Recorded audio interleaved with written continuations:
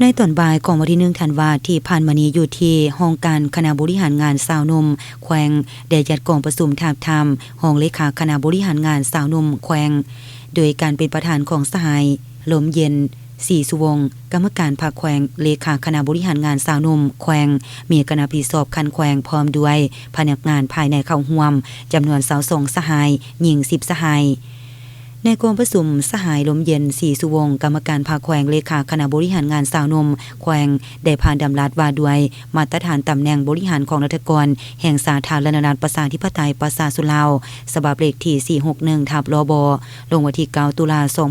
2012เพื่อเป็นบทอิงในการคัดเลือกเฮ็ดให้สามารถเลือกได้บุคลากรที่มีมาตรฐานเงื่อนไขที่ใดกำหนดไว้เป็นต้นแม่น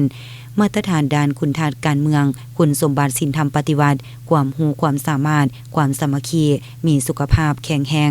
หลังจากนั้นก็ได้ดำเนินการป้อนบัตรคัดเลือกเอาห้องเลขาคณะบริหารงานสาวหนุ่มแขวงมีผู้ลงสมัครจำนวน3สหายหญิง1สหายเลือกเอา2สหาย